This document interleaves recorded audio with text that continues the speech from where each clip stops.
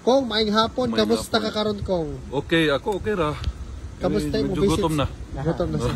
Dalion lang natin siya. Okay ra. Sir, kamusta yung visit kay former President Duterte? Okay raman, ato siyang gi-inform na amo ng mama ang mupuli sa ako adiri, last visit na nako ugma. So far okay man siya. Magpaluy-luoy lang daw siya para di siya malatosan. Kasi si mama rin mo kung ang mo puli sa iya. O ang anak ni Inday, si Sharky. Kung unsay imong reaction daw kung ipatanong natong kababayan sa your son Rego being the vice mayor ng Davao? Magtarong siya trabaho kay matud sa gibilin sa akong amahan sa ako, you make your own history, di ba?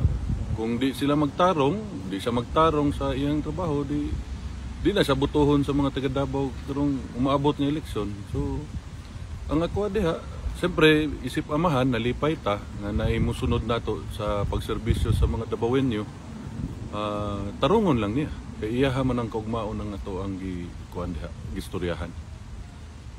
Kung naabay message si PRRD sa mga kababayan niya, maura man gihapon to iyang message nga unahon na daw sa mga Pilipino ang ilang kinabuhi, kalimtan na daw siya, tiguwang naman daw siya, hapit na po daw siya. So, mo to.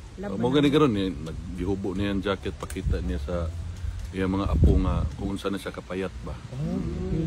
Payat na. sa reaction sa iyong mga apo kung Syempre naluoy ra.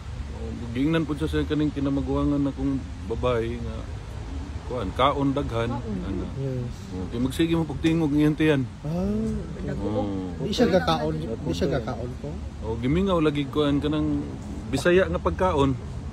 Mga inununan, mga anak. Mga kuan bulad dito. O pwede lang magdalag bulad sulod pero basig pagawason tanan nimahong bulad sulod. Luto naman.